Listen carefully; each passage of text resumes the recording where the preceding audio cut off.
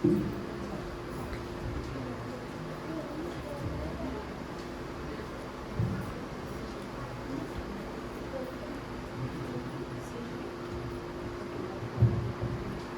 పైకి మూవ్ చేయమంటారు బాబు, పైకి మూవ్ చేయమంటారు, కొంచెం చేస్తాం.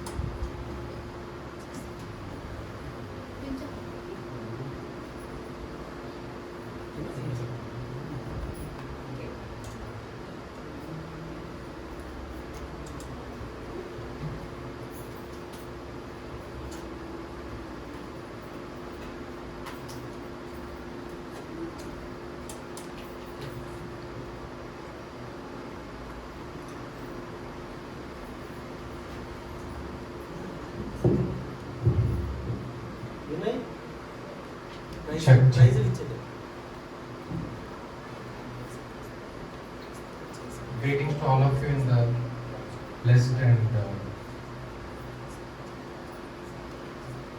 matchless name of our Lord and Savior Jesus Christ. ప్రోగ్రాంలో చిన్న చేంజ్ ఉందండి. యాక్చువల్గా మిస్సెస్ రీనా చివరిలో పాట పాడాలి మెసేజ్ చెప్పిన తర్వాత, కానీ ఆమెకి ఒక ఇంటర్ స్కూల్ కాంపిటీషన్లో జడ్జ్ కింద ఉంది 12:55కి 1 o'clockకి. సో కాబట్టి వాళ్ళు ముందే పాట పాడతారు. సో దాని గురించి నేను ఎక్స్ప్లెయిన్ చేస్తాను, తర్వాత మెసేజ్ చెప్తే మీకు అర్థమవుతుంది. సో ఇప్పుడు నా మిస్సెస్ రీనాని మరి అలాగే రేనా కూడా అసిస్ట్ చేస్తారు. వాళ్ళని వచ్చి హిమ్ పాడవలసిందిగా ఇన్వైట్ చేస్తున్నాను.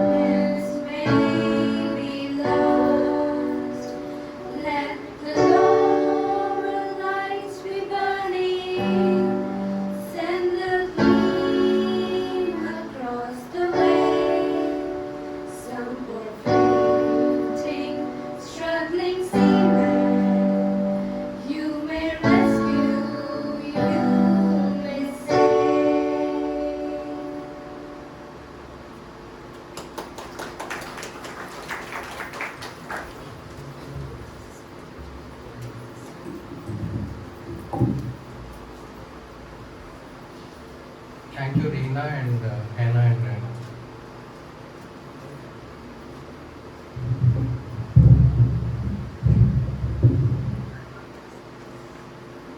యాక్చువల్గా ఈ పాట ఒక ట్రూ ఇన్సిడెంట్ మీద బేస్ చేసుకొని ఒక పాపులర్ హిమ్ రైటర్ రాశారు. నేను మెసేజ్ ఎండింగ్లో మీకు దాని గురించి చెప్తాను, సో అప్పుడు మీకు ఇంకా క్లియర్గా అర్థమవుతుంది. So once again greetings to all of you in the blessed name of our Lord and saviour Jesus Christ. మన ప్రభువు రక్షకుడైన యేసు ప్రభు పరిశుద్ధ నామంలో మీకు అందరికీ శుభములు. మరి దేవుని మందిరంలో క్రిస్మస్ ముందు ఆదివారం ఈ సెమీ క్రిస్మస్లో మనం అందరం కలుసుకోవడానికి, అట్లాగా వర్చువల్గా మీ అందరితో కనెక్ట్ అవ్వడానికి ఇచ్చిన అవకాశాన్ని బట్టి మొదటిగా మన త్రియేక దేవునికి స్తుతిస్తున్నాం. అట్లాగే నన్ను నా ఫ్యామిలీని ఎంతో ప్రేమతో ఆహ్వానించిన ఈ ఇమాన్యుయల్ చర్చ్ సంఘ కాపరి అయిన ఇమాన్యుయల్ పాస్టర్ గారిని, అట్లాగే వారి మిస్సెస్ స్వర్ణ ఇమాన్యుయల్ పాస్టర్మ గారికి నాకున్న ఫ్యామిలీ నుంచి ధన్యవాదాలు తెలియజేస్తున్నాను. Thank you for the invitation.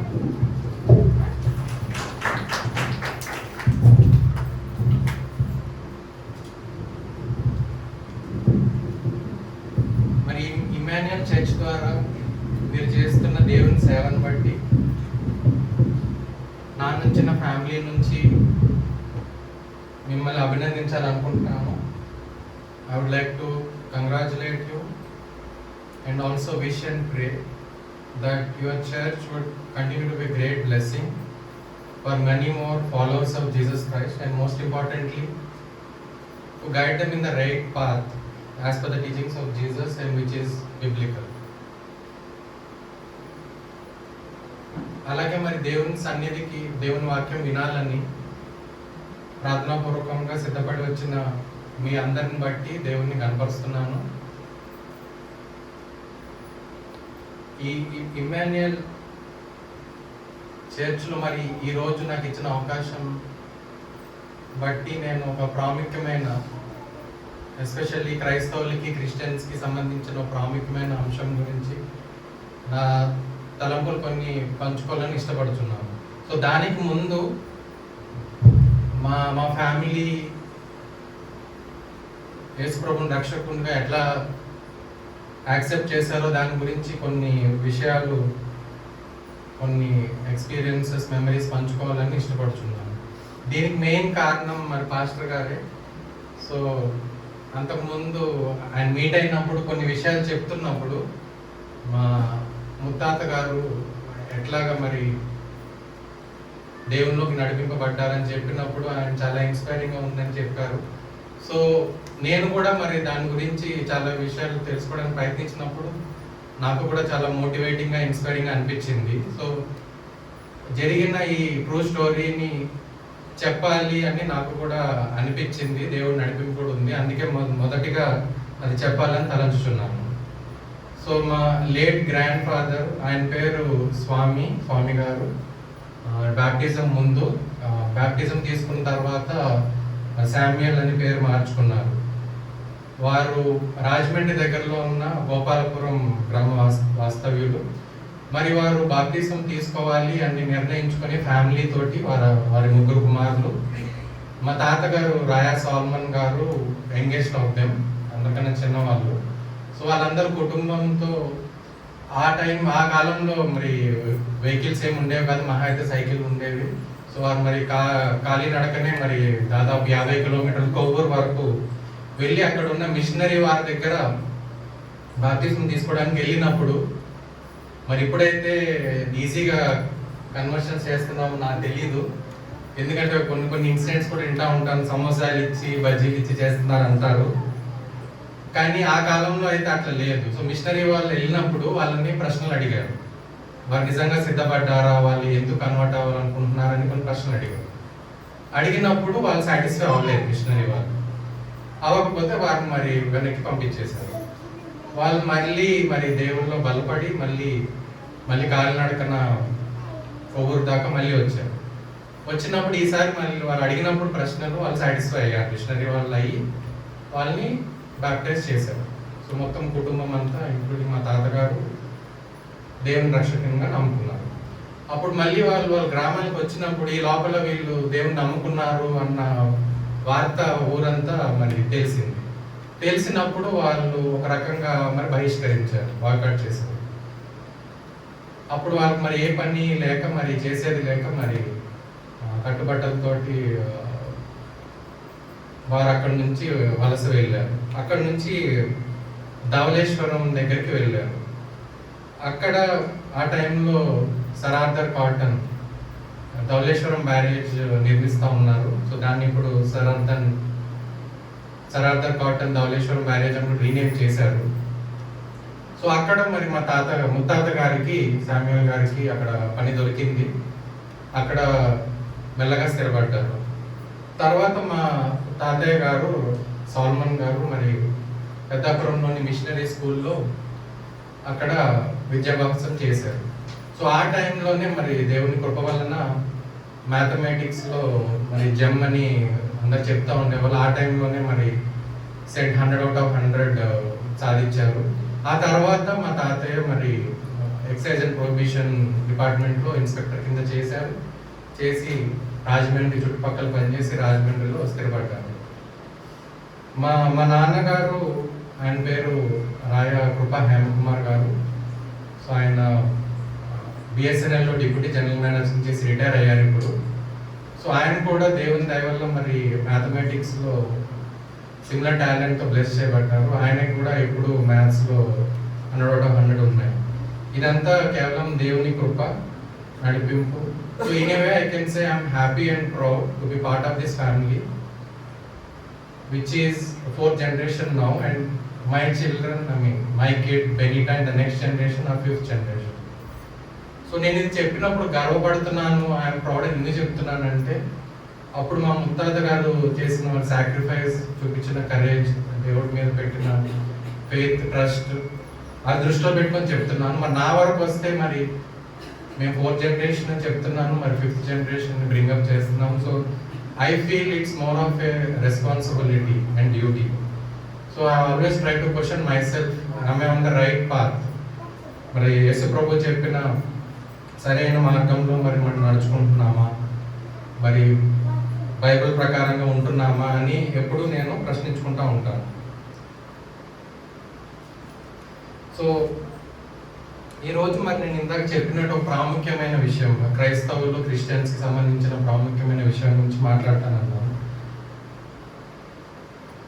So ఈ టైం, ఇది Christmas season. So December start అయిందంటేనే మనం అందరం క్రిస్మస్ మూడ్లోకి వచ్చేస్తాము. సో క్రిస్మస్ అంటే if you get into the etymology, so it's Christ plus mass. Mass is nothing but worship. So దేవుణ్ణి worship చేయడం, ఆరాధించడం. దేవుడు చెప్పిన నిజమైన మాటలు తెలుసుకొని వాటిని నడుచుకున్నాం కంటే నిజమైన క్రిస్మస్ ఏమేమి ఉండదని నేను తలంచుచున్నాను.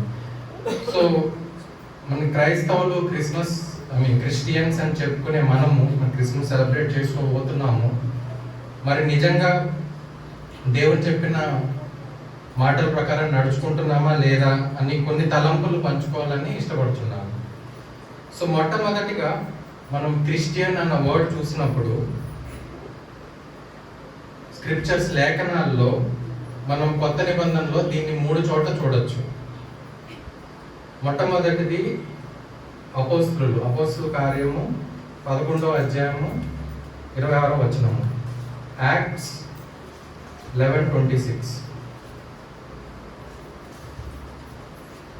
వారు కలిసి 1 సంవత్సరం అంతయు సంఘంలో ఉండి బహుజనములకు వాక్యం బోధించిరి. మొట్టమొదట అంతియోకులో శిష్యులు క్రైస్తవులు అనబడిరి. ఇక్కడ అంతియోకులో అనగా ఇది ఒక పట్టణం, ఇంగ్లీష్లో యాంటియోక్ సిటీ అని ఉంటుంది. సో సుమారు యేసుప్రభు చనిపోయి పునరుత్థానుడు అయిన తర్వాత సుమారు 100 సంవత్సరాల తర్వాత యాంటియోక్ నగరం అన్నది అప్పుడున్న one of the Greek city అన్నమాట. సో అక్కడ ఎవరైతే యేసు ప్రభు డిసైపుల్స్, ఫాలోవర్స్ కింద ఉన్నారో వాళ్ళని క్రిస్టియన్స్గా పిలువబడ్డారు. ఇది మొట్టమొదటిసారి. ఆ తర్వాత క్రిస్టియన్ అనే పదం మరో రెండు చోట్ల ఉంది కొత్త నిబంధనలో. రెండోది అపోస్తులు 26-28, యాక్ట్స్ 26-28. అట్లానే 1 పీటర్ 4:16, మొదటి పేతురు 4:16. సో ఈ 3 చోట్ల క్రిస్టియన్ అన్న వర్డ్ మనం చూస్తాము. సో క్రిస్టియన్ అంటే followers of Christ, disciples of Christ. ఇప్పుడైతే మనం క్రిస్టియానిటీ అంటాం. క్రిస్టియానిటీ అంటే ఒక రిలీజన్ లాగా ఉంటుంది, కానీ బైబిల్లో అయితే క్రిస్టియానిటీ అనే పదం లేదు, కేవలం క్రిస్టియన్ అనే ఉంది. క్రిస్టియన్ అంటే నేను చెప్పినట్టు ఫాలోవర్స్ ఆఫ్ క్రైస్ట్, దేవుడు చెప్పినట్టు నడుచుకున్న వాళ్ళే క్రిస్టియన్స్ అవుతారు. సో దాని ప్రకారం అదొక మతం కాదు, రిలీజన్ కాదు, అదొక వే ఆఫ్ లైఫ్, జీవన విధానం. యేసు ప్రభు చెప్పినట్టు నడుచుకున్న వాళ్ళే క్రిస్టియన్స్ అవుతారు, అది బైబిల్ చెప్తుంది. ఈ సందర్భంలో ఒక వర్స్ కోట్ చేయాలనుకుంటున్నాను. 1 యోహాను 2:6. 1 John 2:6, 2nd chapter 6th verse. 1 యోహాను 2:6. ఆయన యందు నిలిచి ఉన్నవాడనని చెప్పుకొనువాడు ఆయన ఎలాగూ నడుచుకొనెనో అలాగూ తానును నడుచుకొన బదులై ఉన్నాడు. మనం ఆయన యందు ఉన్నామని దీని వలన తెలుసుకొనుచున్నాము. మరి ఇంగ్లీష్ బైబిల్లో మనం చూస్తే whoever claims to live in him must live as Jesus did. మరి యేసు ప్రభు జీవించిన విధంగా జీవించిన వాళ్ళే క్రిస్టియన్స్ అవుతారు. సో ఈ సందర్భంలో నేను మరి ఒక 3 కోట్స్ చెప్పాలని ఆశపడుతున్నాను. ఈ 3 కోట్స్ గత దశాబ్దంలో, లాస్ట్ సెంచరీలో మనల్ని చాలా ప్రభావితం చేసిన మోస్ట్ ఇన్ఫ్లుయెన్షియల్ పీపుల్ చెప్పినవి. మొట్టమొదటిది మీరు ఇది విని ఉంటారు, I like your Christ, I don't like your Christians. Your Christians are so unlike your Christ. మరి ఇది మన father of nation Mahatma Gandhi చెప్పారు. సో ఆయన జీసస్ క్రైస్ట్ అయితే ఆయనకు మరి చాలా నచ్చాడు, కానీ క్రైస్తవులు చూసినప్పుడు ఆయనకు నచ్చలేదు. ఎందుకంటే వాళ్ళు జీసస్ క్రైస్ట్ లాగా లేరంట. మరి ఆయన చూసిందని. సరే, మహాత్మా గాంధీ అయితే క్రిస్టియన్ కాదు, సరే ఇదంతా సీరియస్గా తీసుకోవద్దు అని అనుకుంటే, ఆ తర్వాత 2 కోట్స్ ఉన్నాయి, మాటలు. సో అది కూడా చెప్తాను నేను. So Gandhi was much more Christian than many people who say are claim to be Christians. So Mahatma Gandhi చాలా క్రిస్టియన్స్ అని చెప్పుకునే వాళ్ళకన్నా ఎక్కువ క్రిస్టియన్ లా కనిపించాడంట. ఎవరికి ఈ మాట చెప్పింది? Pope John Paul II. ఈయన గురించి వినే ఉంటారు. సో ఈయన కూడా is one of the influential or key people in the last century. గత శతాబ్దంలో చాలా ప్రాముఖ్యమైన వ్యక్తి క్రిస్టియానిటీలో. అలాగే ఆఖరి మాట, Gandhi felt fascinated at knowing Christ. He met Christians and felt let down. మరి మహాత్మా గాంధీ జీసస్ క్రైస్ట్ ను తెలుసుకున్నప్పుడు చాలా ఎక్సైట్ అయ్యాడు, ఆనందించాడు, బైబిల్ కూడా చదివాడు ఆయన. కానీ క్రైస్తవులు కలిసినప్పుడు ఆయన మరి నిరాశపడ్డాడు. ఈ మాట చెప్పింది Saint Mother Teresa. So Mahatma Gandhi చెప్పిన మాట మరి మనం సీరియస్గా తీసుకోకపోయినా, మరి మిగతా ఇద్దరు చెప్పిన మాటలైనా మనల్ని ఆలోచింపజేయాలి. మరి క్రిస్టియన్స్ అని చెప్పుకుంటున్న మనం మరి ఎక్కడో కరెక్ట్ వేలో వెళ్ళట్లేదు అని అనిపిస్తుంది. నాకైతే ఈ మాటలు చాలా ఆలోచింపజేశాయి. సో ముఖ్యంగా నన్ను నేను ప్రశ్నించుకోవడానికి, కరెక్ట్ చేసుకోవడానికి, నిజంగా మనం జీసస్ క్రైస్ట్ చెప్పినట్టు నడుచుకుంటున్నామా, లేకపోతే బైబిల్ పరంగా ఉన్నామా అన్నది. సో దాని గురించి మనం స్క్రిప్చర్స్, లేఖనాల్లో చూసినప్పుడు కొన్ని వర్సెస్ ఇక్కడ చెప్పాలని ఇష్టపడుతున్నాను. మత్తయి సువార్త, Gospel according to Matthew, 28th chapter, 19 to 20 verses. మత్తయి 28, 19 నుండి 20. ఇది సువార్త గురించి. అంటే ఇంగ్లీష్లో దీన్ని ద గ్రేట్ కమిషన్ అంటారు. మరి యేసు ప్రభు పునరుద్ధరణ అయిన తర్వాత వాళ్ళ శిష్యులకి దేశాలకి అన్నిటికీ సువార్త ప్రకటించమని చెప్పిన ఆ భాగంలో ఇది. కాబట్టి మీరు వెళ్ళి సమస్త జనులను శిష్యులుగా చేయుడి, తండ్రి యొక్కయు కుమారుని యొక్కయు పరిశుద్ధాత్మ యొక్క నామంలో వారికి బాప్తిస్మ ఇచ్చుచు నేను మీకు ఏ ఏ సంగతులను ఆజ్ఞాపించుతునో వాటన్నిటినీ గైకొన వలనని వారికి బోధించుడి. చాలా మంది అంటే నేను చూసినంత వరకు సమస్త జనానికి వెళ్ళి సువార్త ప్రకటించుడి అంతవరకు చెప్తారు, కానీ ఇక్కడ తర్వాత కూడా ఉంది అన్నమాట. సో ఇంగ్లీష్లో చూస్తే and teaching them to obey everything I have commanded you, I'm surely I'm with you to the very end of the age. So కేవలం సువార్త ప్రకటించడము అంటే బాప్తిస్మం ఇవ్వడమే కాదు, దేవుడు చెప్పిన ఆజ్ఞలన్నిటినీ మనము గైకొంచు వాళ్ళకి చెప్పాలి. అలాగే ఇంకొక వచనము యోహాను 13వ అధ్యాయము జాన్ 13:34-35. యోహాను సువార్త 13:34-35 వచనములు. మీరు ఒకరినొకరు ప్రేమింపవలనని మీకు కొత్త ఆజ్ఞ ఇచ్చుచున్నాను, నేను మిమ్మును ప్రేమించినట్టే మీరును ఒకరినొకరు ప్రేమింపవలెను. మీరు ఒకని ఎడల ఒకడు ప్రేమింప వారనైన ఎడల దాన్ని బట్టి మీరు నా శిష్యులని అందరూ తెలుసుకొందరనెను. సో ఇక్కడ క్లియర్గా యేసు ప్రభు మరి ఒక కొత్త ఆజ్ఞ ఇచ్చాడు. ఇంగ్లీష్లో చూస్తే new command I give you, love one another as I have loved you. You must love one another. By this, everyone will know that you are my disciples if you have love one another. So, యేసు ప్రభు శిష్యులు followers ఈ కాలంలో Christians అని చెప్పుకునే వాళ్ళు, వారు ఒకరినొకరు అంటే క్రైస్తవులు అవ్వాల్సిన అవసరం లేదు, ఎందుకంటే యేసు ప్రభు లవ్ దై నైబర్ అన్నాడు. పొరుగువాడు అంటే ఎవరైనా అవ్వచ్చు. సో దానిని బట్టి మనం నిజమైన జీసస్ ఫాలోవర్సా లేదా అని లోకంలో ఉండే అన్యజనులకి అందరికీ తెలుస్తుంది. సో యేసు ప్రభు రిజరెక్ట్ అయిన తర్వాత, పునరుద్ధానుడు అయిన తర్వాత ఈ మాటలు వాళ్ళ శిష్యులకు చెప్పాడు. సో దీన్ని బట్టి మనము దేవుడు చెప్పిన ఆజ్ఞలని తుచ తప్పకుండా పాటించే ప్రయత్నం అన్నా చేయాలి.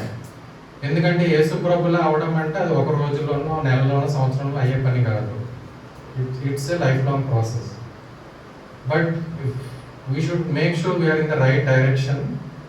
So ఎంతో కొంత మనం ఆడడానికి ఈ జీవిత కాలంలో ప్రయత్నం చేయొచ్చు. సో మరి ఈ ఆజ్ఞలు కాకుండా మరి యేసు ప్రభు క్రిస్టియన్స్గా చెప్పుకోబడుతున్న వాళ్ళు ఉండవలసిన విధానం, వారి అట్రిబ్యూట్స్, క్యారెక్టరిస్టిక్స్ ఎట్లా ఉండాలి అని మనం చూస్తే అది అన్నీ ఒక చోట ఉన్నది కొండ మీద ప్రసంగం, సర్మన్ ఆన్ మౌంట్. ఆయన యాక్చువల్గా పాత ఆజ్ఞలు ఏవైతే ఉన్నాయో, మోషేకి ఇవ్వబడిన ఆజ్ఞలు అన్నిటినీ వాటిని తీసి పారేయలేదు, కానీ వాటిని ఇంకా ఇంటెన్సిఫై చేశాడు. ఎందుకంటే వాటిని ఆ టైంలో ఉన్న శాస్త్రులు పరిచయాలు వాటిని మిస్యూజ్ చేస్తూ ఉన్నారు. సో వాటిని కరెక్ట్ చేసి ఇంకా ఇంటెన్సిఫై చేశాడు వాటిని. యాక్చువల్గా ఆ స్పిరిట్ ఉండేటట్టుగా చెప్పాడు. సో కొంత సమయం మరి సర్మన్ ఆన్ మౌంట్, కొండ మీద ప్రసంగం మీద స్పెండ్ చేయాలని ఆశిస్తున్నాను. మనం బైబిల్లో చూసినప్పుడు దేవుడు కొన్ని అద్భుతమైన కార్యాలు చేసినప్పుడు అవి కొండ మీదనే జరిగినాయి. సో పాత నిబంధనలు మనం చూసినప్పుడు అబ్రహాం ఐజాక్ని బలి అర్పించడానికి వెళ్ళినప్పుడు మౌంట్ మొరియా మీద మరి అక్కడ దేవుడు జోక్యం చేసుకున్నాడు. పరలోకం నుంచి మరి దేవుడు భూమి మీదకి, కొండ మీదకి వచ్చినట్టు మనం చూస్తూ ఉన్నాం. అలాగే మోషేకు మౌంట్ సనై మీద 10 ఆజ్ఞలు ఇచ్చి ఉన్నాడు. అలాగే మౌంట్ క్యారమెల్ మీద ఎలీజా మరి దేవుని పవర్ చూపించడానికి, ఆయన శక్తి చూపించడానికి అగ్ని కురిపించాడు. సో ఇవన్నీ కొండ మీద జరిగినాయి. అట్లాగే ఈ సర్మన్ ఆన్ మౌంట్ కూడా యేసు ప్రభు కొండ మీద చేశాడు. అందుకే దీన్ని కొండ మీద ప్రసంగం అంటారు. సో మరి ఒకసారి యేసు ప్రభు కొండ మీద ప్రసంగం చెప్పినప్పుడు మరి ఒకసారి మరి హెవెన్ని ఎర్త్ని ఏకం చేశాడు. He bridge heaven and earth. ఈ కొండ మీద ప్రసంగం మరి మనం కొత్త నిబంధనలు చూసినప్పుడు మత్తయి సువార్త 5, 6, 7 అధ్యాయంలో ఉంటుంది. మాథ్యూ 5, 6, 7 అవన్నీ చెప్తే ఇప్పుడు సమయం సరిపోదు కాబట్టి నేను వాటి ఓవర్వ్యూ జిస్ట్ చెప్పడానికి ప్రయత్నం చేస్తాను. మీరు మత్తయి సువార్త చూసినప్పుడు ముఖ్యంగా దేవుని రాజ్యం, కింగ్డమ్ ఆఫ్ గాడ్ గురించి ఉంటుంది ఎక్కువ. మత్తయి సువార్తలో మొత్తం 28 చాప్టర్స్ ఉన్నాయి, 28 అధ్యాయాలు. అందులో కింగ్డమ్ ఆఫ్ గాడ్ అన్న పదము మరి 55 టైమ్స్ ఉన్నది, 55 సార్లు. ఈ సెర్మన్ ఆన్ మౌంట్ 5వ అధ్యాయం ముందు కూడా దేవుని రాజ్యము సిద్ధపడుడి అని మనం చూస్తాము, ఆ ఫ్రేజెస్ చూస్తూ ఉంటాం. సో మాథ్యూ మెయిన్ చెప్పాలనుకున్న విషయం దేవుని రాజ్యం గురించి. సో మనం యోహాను 18:36 చూసినప్పుడు మరి రాజ్యం ఎటువంటిది అని మరి యేసు ప్రభు ఇక్కడ మనకి క్లారిటీ ఇస్తున్నాడు. యోహాను 18:36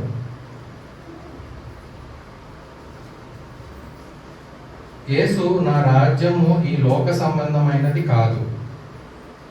సో యేసు ప్రభు చెప్తున్న రాజ్యము it's not political, it's spiritual, అది ఆత్మ సంబంధమైనది. అట్లాగే లూకా 17,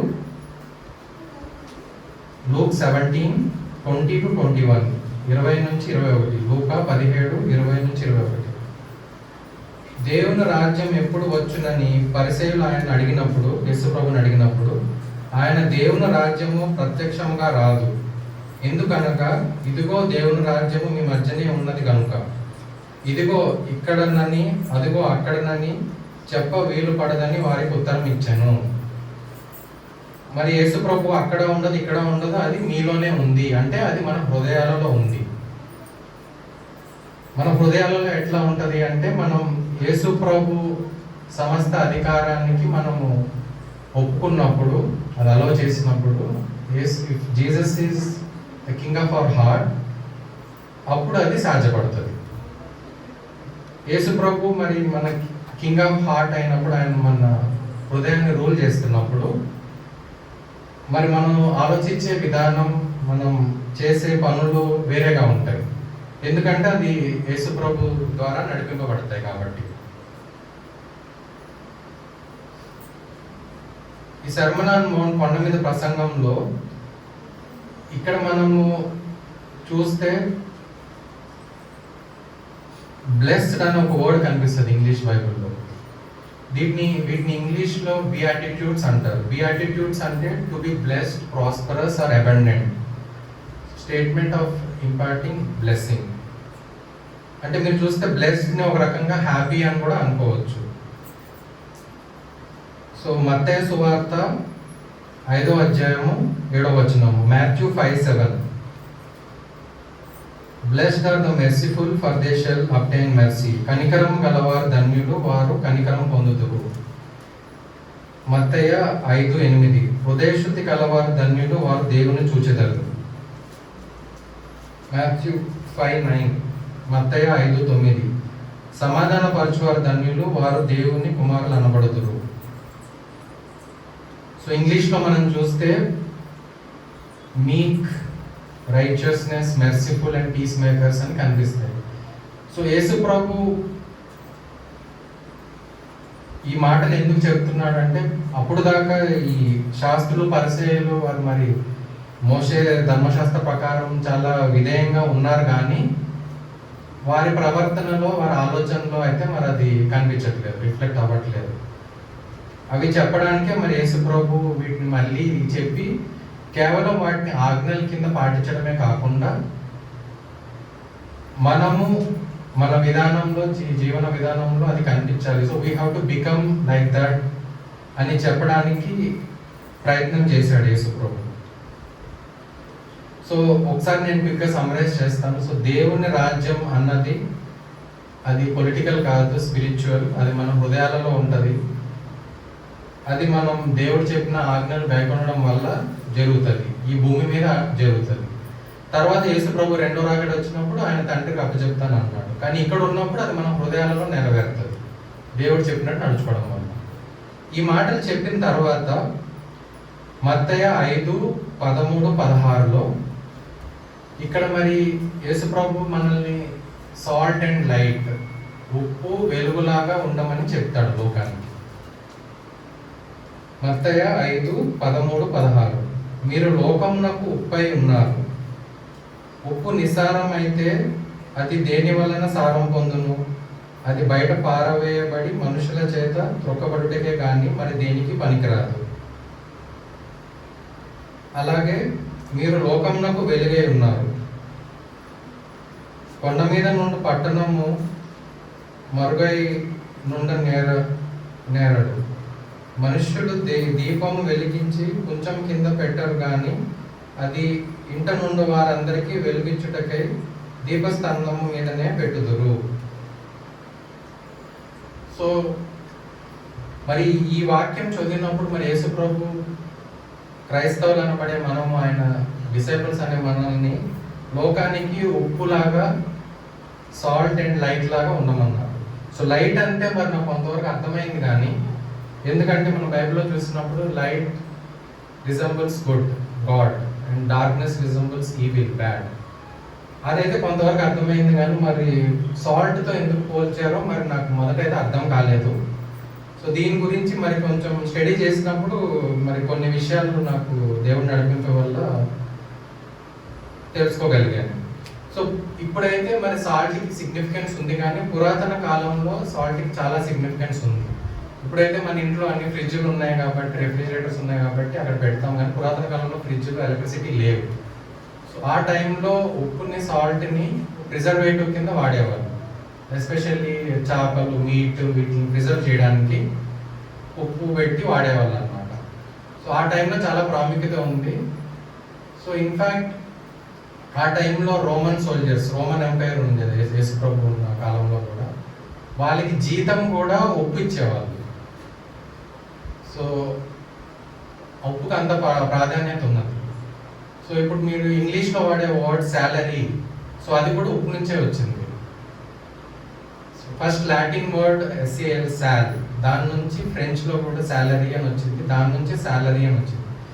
సో ఒక రకంగా ఆ టైంలో ఈ కాలంలో శాలరీకి ఎంత ఇంపార్టెన్స్ ఉందో ఆ టైంలో ఉప్పుకి అంత ఇంపార్టెన్స్ ఉంది. సో అందు గురించి యేసు ప్రభు మనల్ని ఉప్పులాగా ఉండమని చెప్తా ఉన్నాడు. ఇన్ఫ్యాక్ట్ ఆ కాలంలో సాల్ట్ని వైట్ గోల్డ్ అని కూడా పిలిచేవాళ్ళు, తెల్ల బంగారం అని కూడా పిలిచేవాళ్ళు. సో అంత ప్రాముఖ్యత ఉంది ఉప్పుకి. సో సాల్ట్కి మెయిన్గా 3 క్యారెక్టరిస్టిక్స్ ఉన్నాయి అప్పటికి ఇప్పటికి. ఒకటి ఏంటంటే సాల్ట్ డిలేస్ డికే, ఇది పాడవకుండా సమయం పెంచుతుంది ప్రిజర్వ్ చేయడానికి. సో యేసు ప్రభు ఉప్పులా ఉండమని చెప్పడానికి అర్థం ఏంటంటే, మనం ఈ లోకంలో క్రిస్టియన్స్ కింద ఉన్నప్పుడు, దేవుడి జనుల కింద ఉన్నప్పుడు, ఈ లోకం నశించకుండా మనము పొడిగించాలి. ఎందుకంటే మీరు బైబిల్లో చూసినప్పుడు పాత నిబంధన ఆదికాండము జెనసిస్ 18 చూసినప్పుడు అబ్రహాము మరి దేవునితోటి సొదొమ గొమొర్రా పట్టణాలు నాశనం చేస్తున్నప్పుడు లోతు కోసం మరి అక్కడ నీతిపరులు ఉంటే 50 మంది నీతిపరులు ఉంటే చేయకుండా ఉంటావా, అట్లా 10 మంది ఉంటే చేయకుండా ఉంటావా అంటే దేవుడు 10 మంది ఉంటే చేయకుండా ఉంటాను అంటాడు.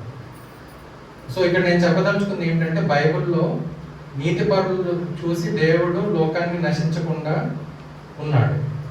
సో క్రైస్తవులైన మనము ఈ లోకంలో నీతిపరులాగా దేవుడు చెప్పినట్టు నడుచుకుంటే, సో యేసు ప్రభు ఈ లోకాన్ని నాశనం చేయకుండా వీరిని బట్టి ఇంకా ప్రొలాంగ్ చేస్తారు, ఇంకా చాలా మందికి రక్షించబడడానికి అవకాశం ఇస్తారు.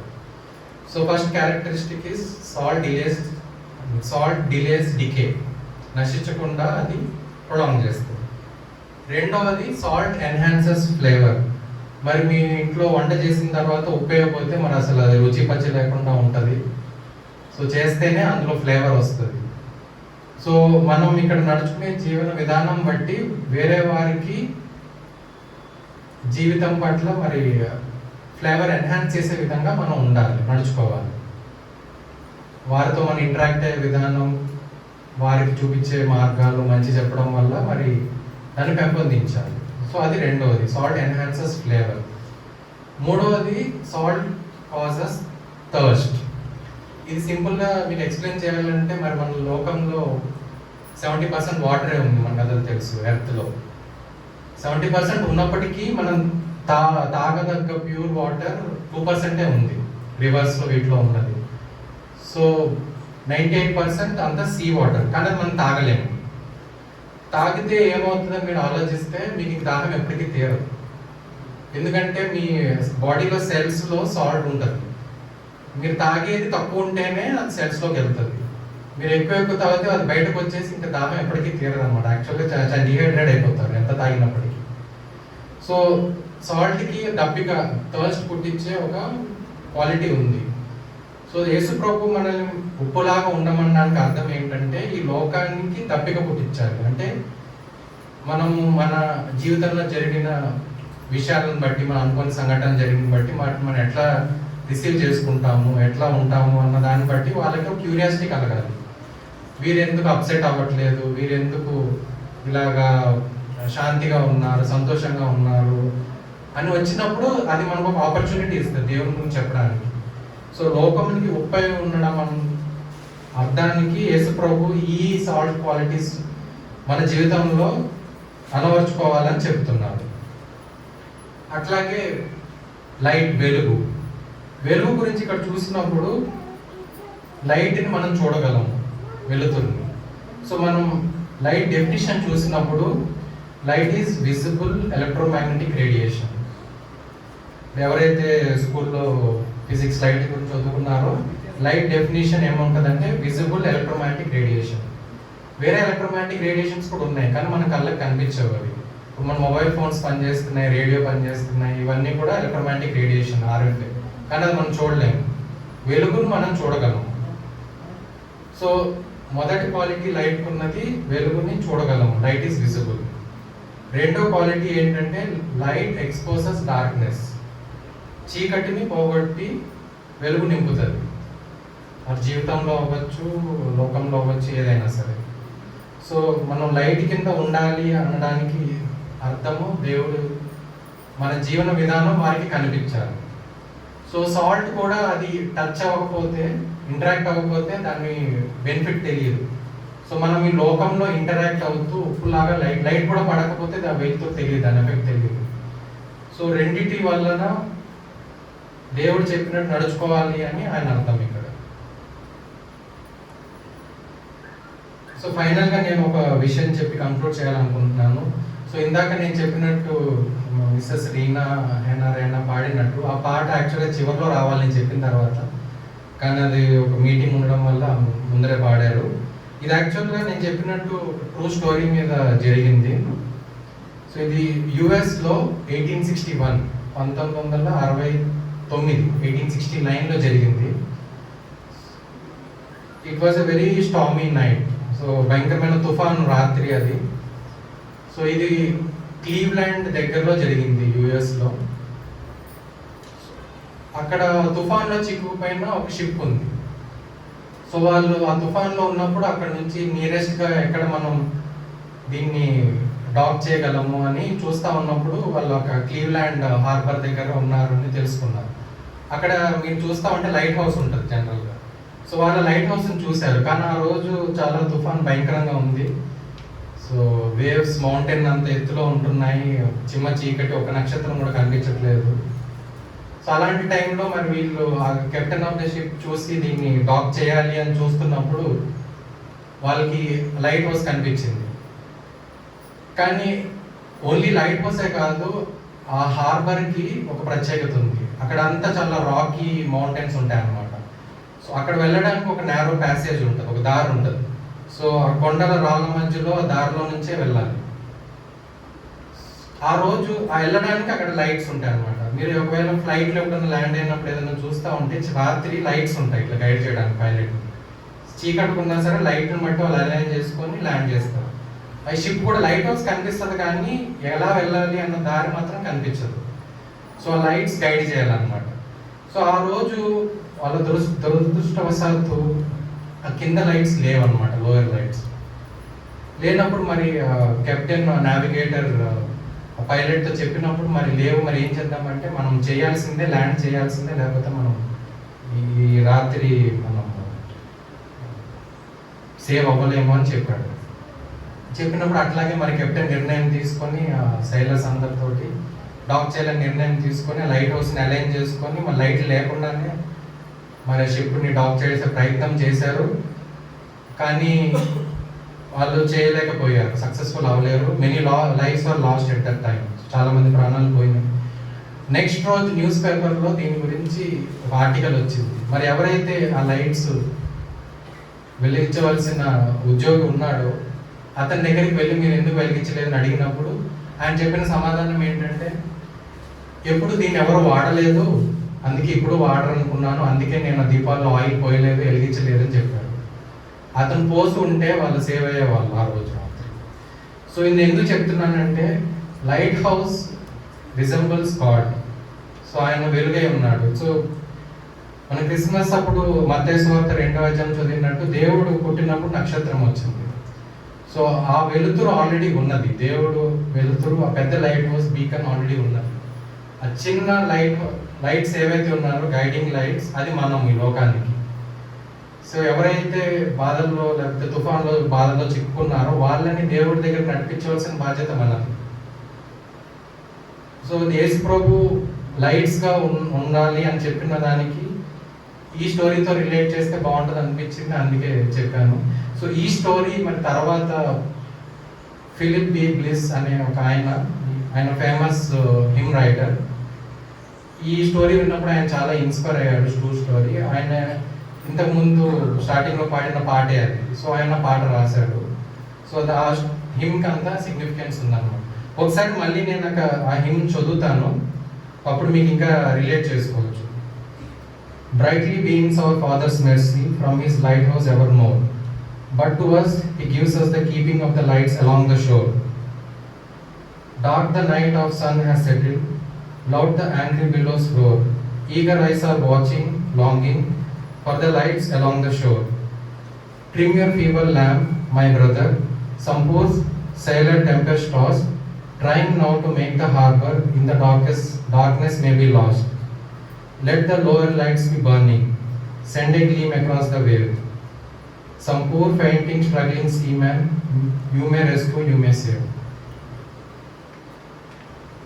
సో చివరిగా నేను 3 కోట్స్ చెప్పాను. మరి మహాత్మా గాంధీ, తర్వాత పోప్ జాన్ పాల్ II, తర్వాత సెయింట్ మదర్ తెరీసా. చివరిగా ఒక కోట్ చెప్పి ముగించాలని ఆశపోతున్నాను.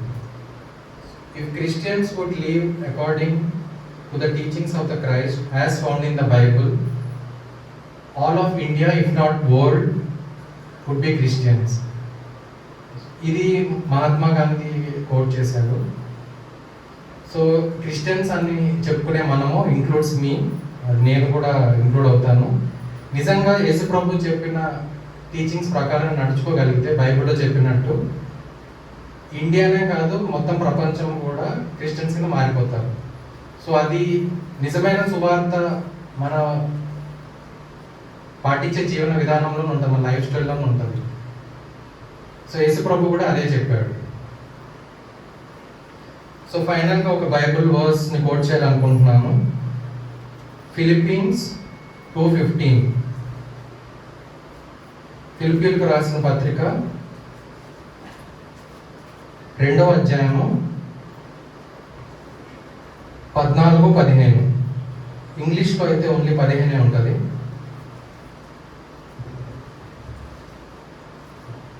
మీరు మూర్ఖమైన వక్రజనము మధ్య నిరపరాధులను, నిష్కంఠులను, అనిందులైన దేవుని కుమారునగునట్లు, ఇది కొంచెం స్కిప్ చేస్తున్నాను, 16వ వచనం. అట్టి జనము మధ్యను మీరు జీవవాక్యమును చేత పట్టుకొని లోకమందు జ్యోతుల వలె కనబడుచున్నారు. అట్టి జనములు, ఎట్లాంటి జనములు? మీరు మూర్ఖమైన వక్ర జనము మధ్య, ఎట్లా? నిరపరాధులు, నిష్కలంకులను. ఇంగ్లీష్లో చూస్తే Philippines 2:15. That you may become blameless and harmless, children of God without fault in the midst of a crooked and perverse generation, among whom you shine as lights in the world. మరి యేసు ప్రభు మనకి లోకానికి వెలుగై ఉండాలి అంటే వారి మధ్యలో మరి అక్కడ అంతా మనకి అనుకూలంగా ఉండదు. అయినప్పటికీ మరి మనం స్టాండ్ అవుట్ అవుతూ ఒక మాదిరిగా ఉండాలని దేవుడు చెప్తున్నాడు. సో దీంతో నేను ముగిస్తున్నాను. So once again I thank Jesus and also pastor garu for giving the opportunity and wish you all a happy and merry Christmas. Thank you.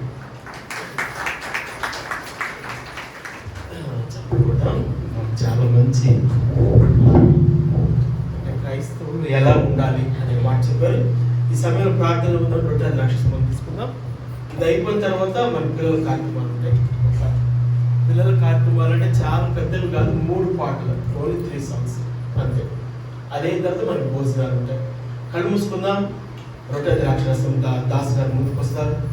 కళ్ళు మూసుకుందాం. అలాగే కానుకలు కూడా రెడీ చేయండి.